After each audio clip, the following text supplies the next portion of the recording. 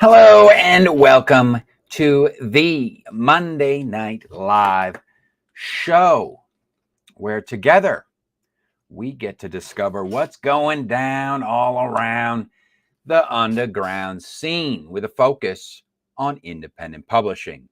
The date is October 16th, 2023, and this show is brought to you by yours truly, the man, broadcasting from behind the curtain. You know who I am.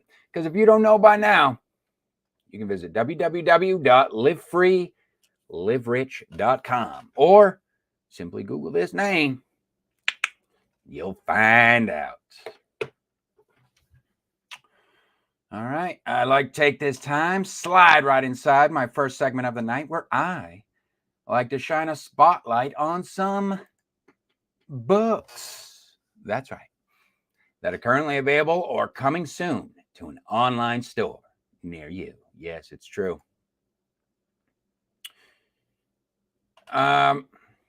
First up from the Facebook, we have from Shiv Saywack. Says, thank you for your interest. I have several books for middle grade and children. The Mary Finch Victorian Mystery Series is set in the world of Sherlock Holmes. Starting off with a little mystery tonight.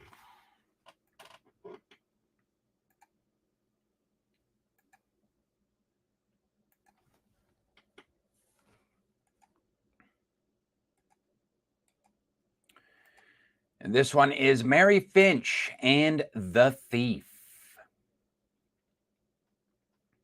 by S.S. Saywack.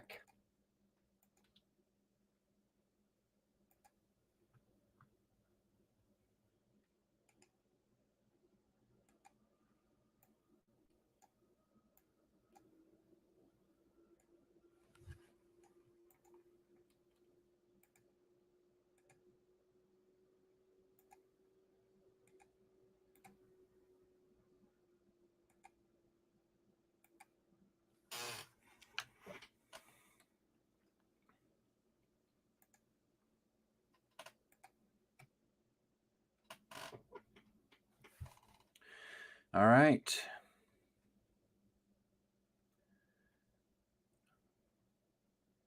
Looks like we have an award winner here. Winner of the Wishing Shelf Book Award for teenagers. Winner of the Incipient Award for children's book. So meet 13-year-old Mary Finch, a bold, determined heroine and the star of a stylish new detective series. Perfect for fans of Enola Holmes and classic crime fiction. Mary Finch and the Thief is the first in the Mary Finch mystery series. It is 1893, and Mary Finch finds herself on the gritty and violent streets of Victorian London, trying to clear her name. When wrongfully accused of theft, Mary Finch is determined to track down the thief and prove her innocence. Her journey takes her from Baker Street, where her friends, the famous detective Sherlock Holmes and Dr. Watson, live, to the dark and dangerous East End of London. On her trail are the suspicious Inspector Lestrade of Scotland Yard, the evil butler of her employer, a mysterious gentleman who is not what he appears to be, and a ruthless killer.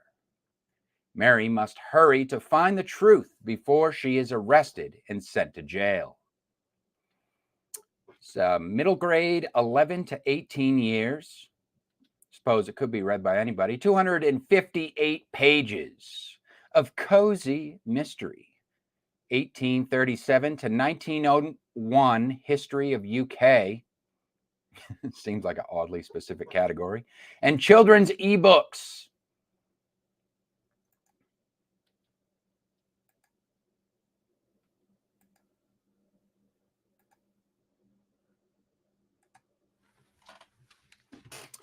It's a good start.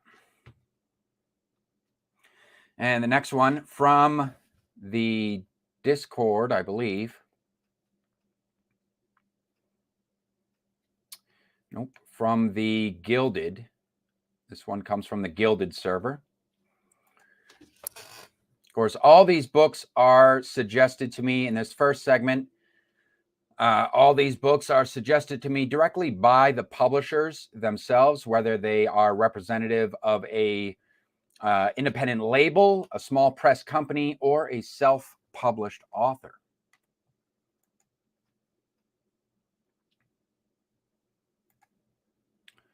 And this next one is The Red Phantasm, #1, The Fury 5, by Anthony Joseph Buffa.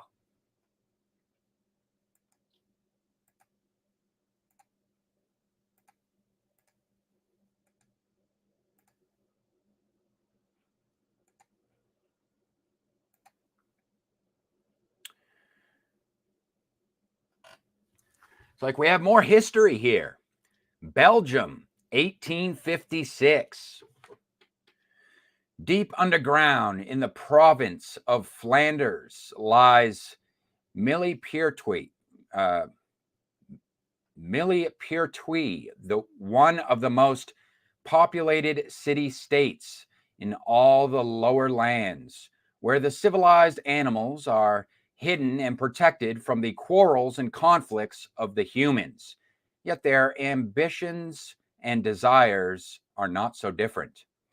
5 conspirators seek to find the lost treasure of Lord Reynardius, the father of the infamous Sir Reynard the Fox, and rule the city-state of Millepertuis with an iron fist. Only one man, one phantom, can thwart their plan, a menace to the law and evildoers. This crimson-clad avenger will stop at nothing to rid the scum that plague Millepertuis. 152 pages, superhero science, fiction, and historical fantasy, crime, action, adventure.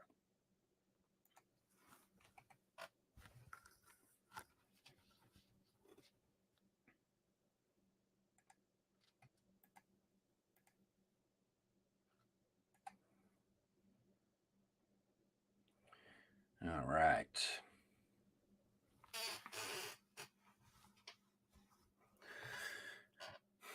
And I have one more book for you guys for tonight.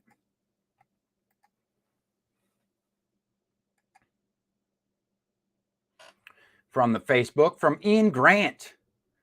Just shares a link to his book.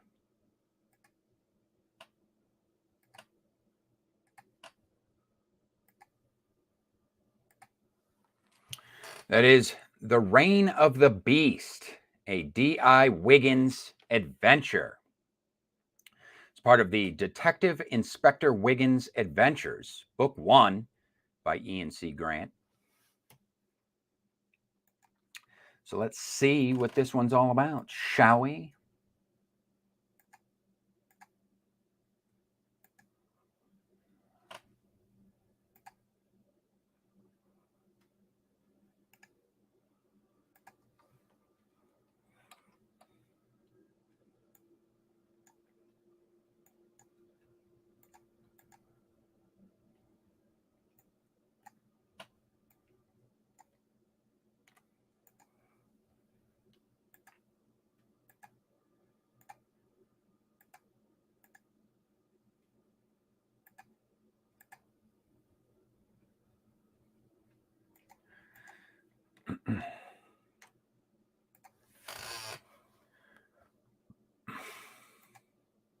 All right.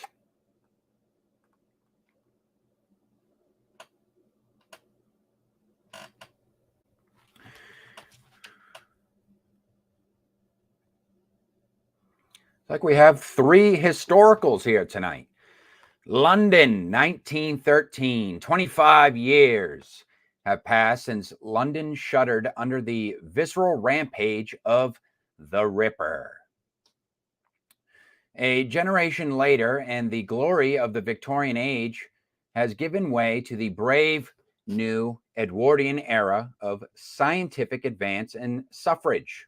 Horse-drawn carriages are being replaced by automated motorized saloons. The ever-pervading fog still blankets the city, and its East End remains a cesspool of crime, depravity, and poverty. Once again, the great metropolis finds itself immersed in a homicidal campaign of murder and bestial savagery more evil than Jack himself.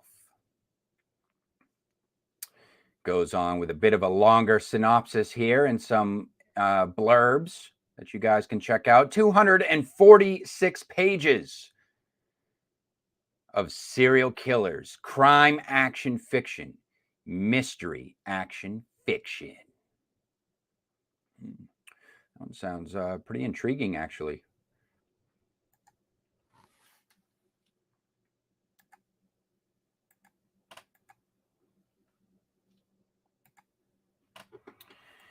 And those are the books. Those are the books for this week, ladies and gentlemen. You know what to do. Head on over to the Shorts tab. Head on over to the Community tab, and you can cast your vote for which one out of those 3 books you thought had the most text appeal. In other words, which one out of those 3 aforementioned titles would you be most likely to pick? And if you'd like to discover more from the independent market, you can head on over to my Shorts tab or my Playlist tab and open up some mystery packs. Inside each mystery pack, there will be a cover card that reveals a book from the independent market that was recognized by the Live Free, Live Rich network.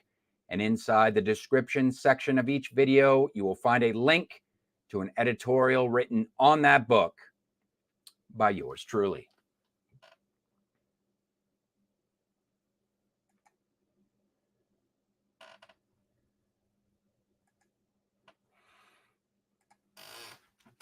All right. Now let's get into some housekeeping.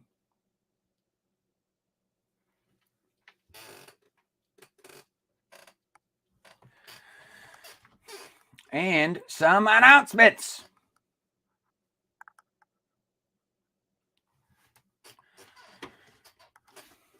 So here's a little something for those of you who are interested in getting involved in the indie scene, whether you are an aspiring author, independent artist, or just someone who would like to find out how they can start supporting the independent scene or just stay on the up and up.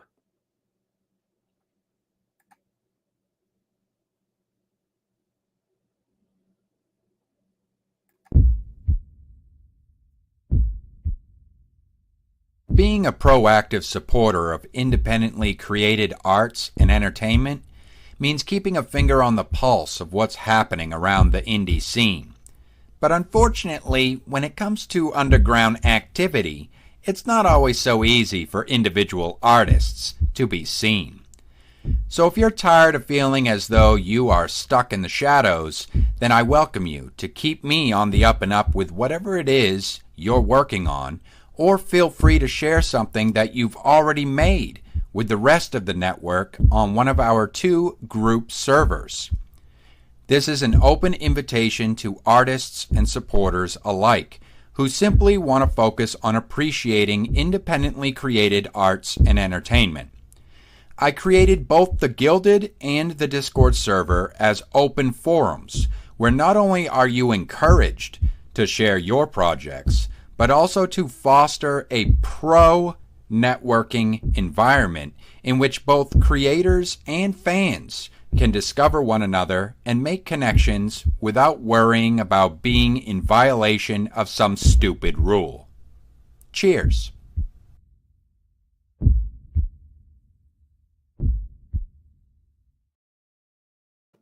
Yes. Links to those, open invitation to both the group servers. Those links are always in the show notes down below. You can just click on either one. Click on both if you want. It's up to you.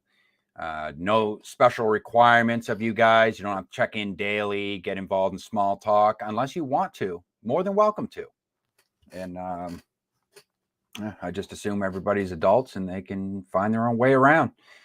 Moving right along from being seen to being heard.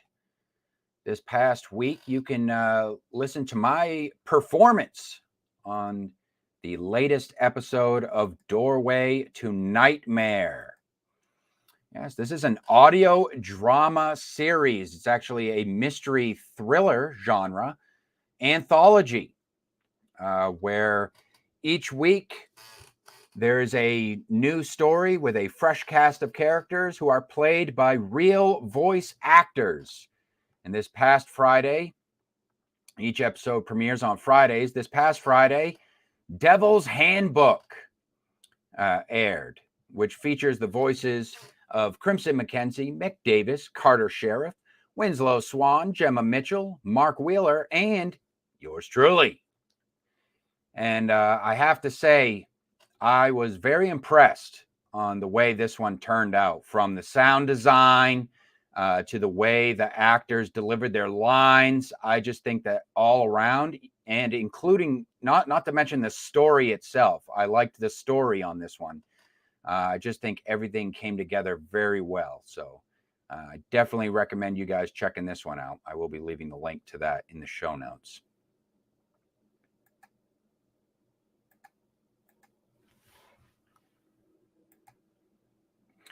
And if you guys would like to stay on the up and up with what I have going on with and the Live Free, Live Rich brand in general, can head on over to my website at livefreeliverich.com. Right on the homepage, you can give me your email and sign up for my weekly newsletter, where I send out one newsletter every week on Saturdays that will provide you with all the pertinent links from the previous week.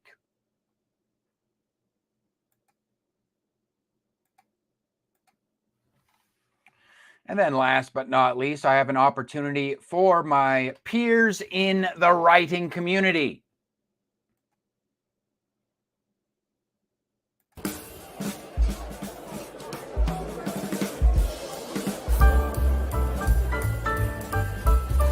The Storytellers Society, still accepting open submissions. This is a public collaborative project, basically an outreach program, really, for my peers in the writing community.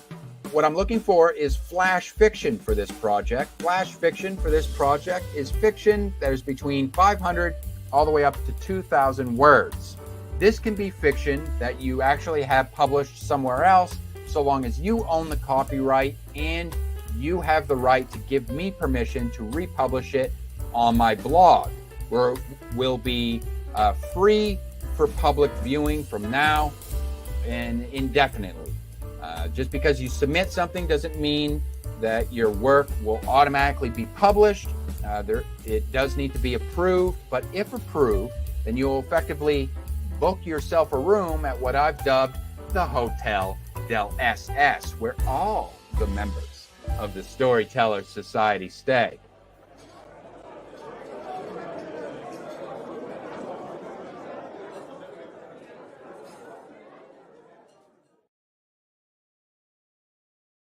That's right. Okay, moving right along. Let's get into some hot topic for content creators.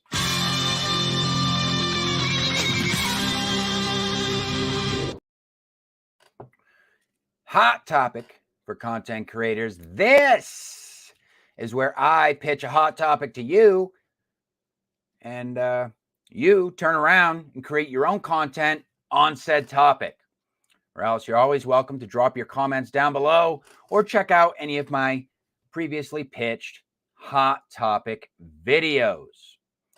This week, we are covering the topic of why people read. And the subject for tonight's discussion is literary fiction. Literary fiction. I want to talk a little bit about literary fiction.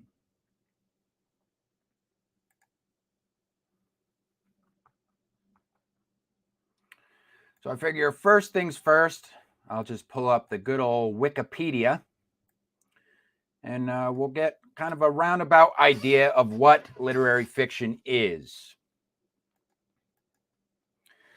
So literary fiction, mainstream fiction, non-genre fiction. Now this comes from the Wikipedia. I wouldn't say literary fiction is mainstream fiction, but that's what they put in there. But anyways, literary fiction, non-genre fiction. That is accurate. Is non-genre fiction.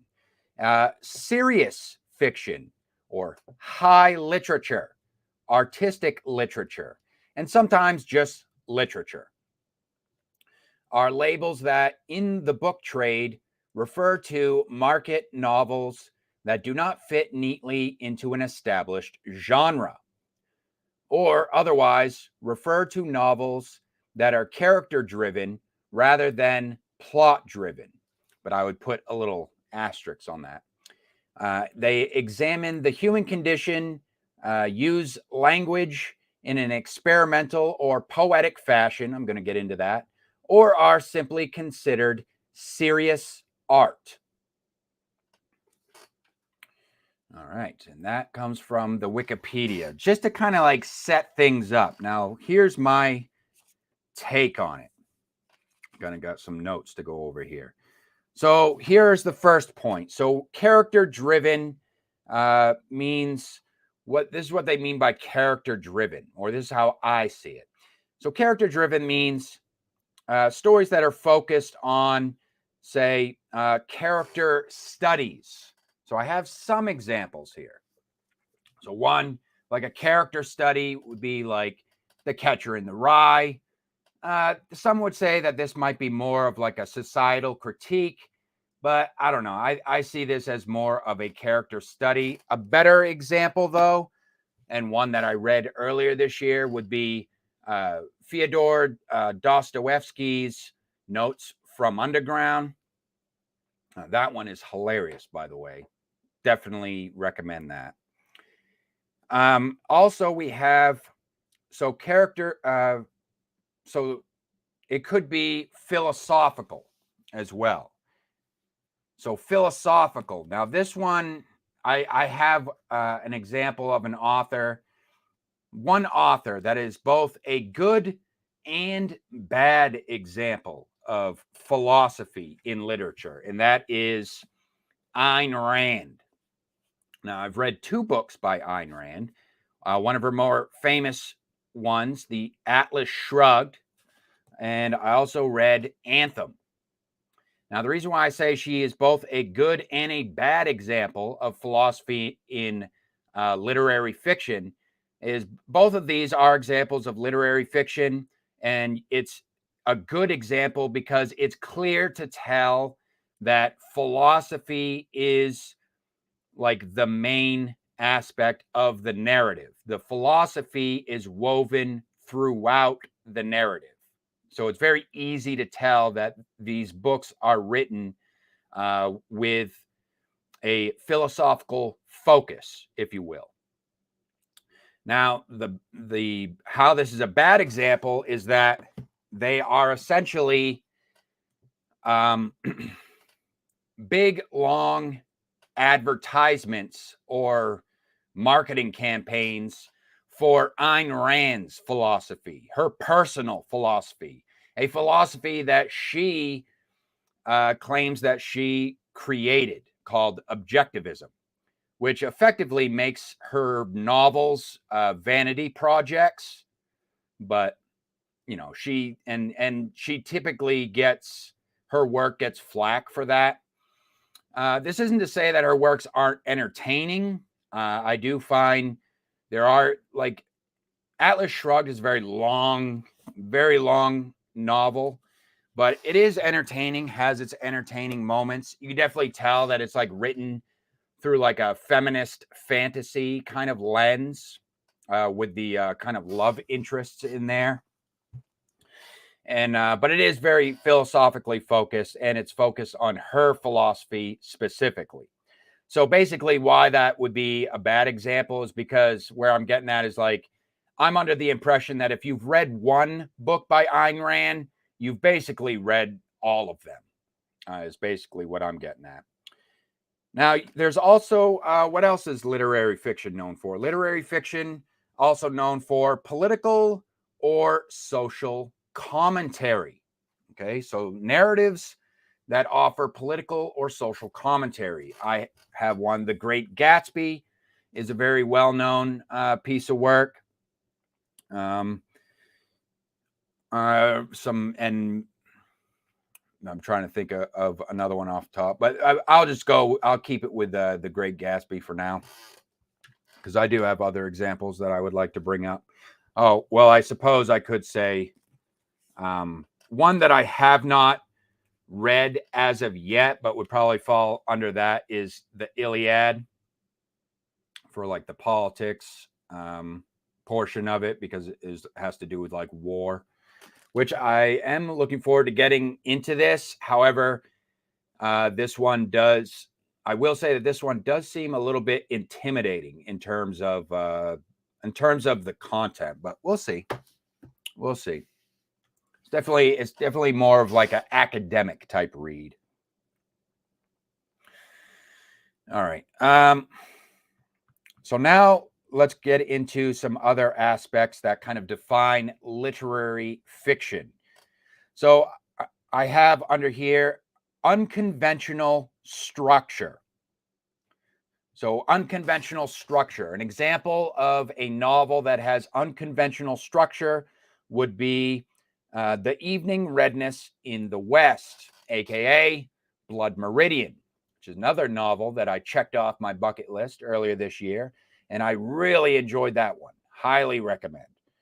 But some other examples of like unconventional structure that literary fiction is known for would be like stream of consciousness works, avant-garde or poetic kind of works. And they may not follow the typical kind of 3-act structure or resemble any kind of like formula that typically defines genre fiction. Genre fiction is very formulaic, usually by definition. And if not by definition, usually, well, maybe not by definition, but definitely through criteria. The criteria that kind of categorizes a specific genre is usually pretty formulaic. There are certain tropes that are reoccurring, certain cliches, plot beats, what have you. So you have, on a side note here, one thing, if we're speaking of the difference between literary fiction and genre fiction, is that literary fiction is usually what I would say realistic depictions of fictional events that are meant to be taken literally. Not in the sense that they actually happened, but usually carry a more serious tone or to be observed in a kind of genuine way. So in other words, the purpose of it being more like, in other words, there's no, the concepts contained within the narratives are not usually hidden behind smoke and mirrors or any kind of thinly veiled metaphors of any kind.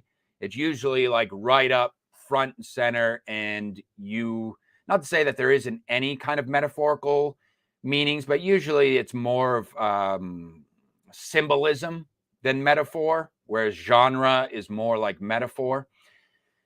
But the purpose of the works are usually meant to be studied, discussed, analyzed, and or debated. So in other words, it's not entertainment just for the sake of entertaining. So literary fiction is not right to market. So unlike things like, think like pulp fiction, where pulp fiction is more like written with the intent of sensationalizing, or shock value or something like that. Literary fiction is written with intent. So as to say, these are authors who have something to say. The work has meaning and purpose that transcends the words on the page. Now, you may hear me saying that, and you may think to yourself, well, that sounds kind of pretentious. And I may be inclined to agree on most instances, but only to a degree. Because if we cannot recognize artistic value beyond the level of entertainment we get from a piece of work, then the utility of the craft itself is reduced to being a creative means of either dulling or stimulating our base sensibilities. And if that's the case, then, why have human beings write literature? You just have at some point in time, AI will just be able to do that, right? Just push a button and you get funny story or feel good story or action story, right? But what do you guys think? Do you read any literary fiction? And this is something that I think is not exclusive to the mainstream. Like I said, I tend to consider some of my works to be more on the literary end than they fall under any specific genre. But let me know in the comments.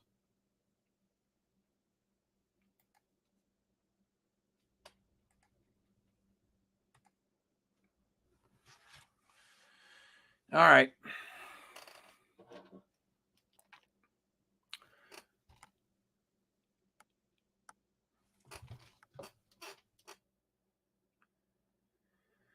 Well, let's wrap things up. Before I do, let me put on some theme music here. What do I got? How about you enter the dance club and everyone is dressed in black and drinking Bloody Marys?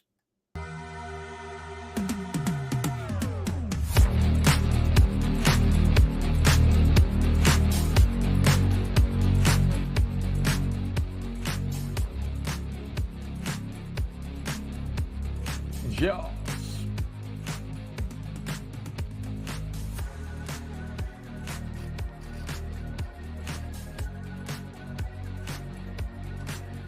All right, let's check out the comments.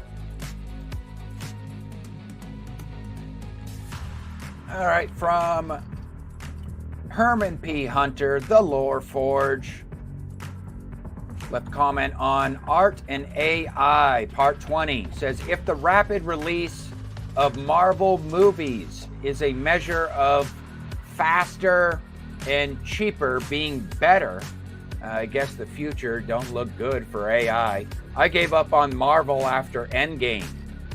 The stories were frustratingly bad, and they lacked the magic of the first two phases.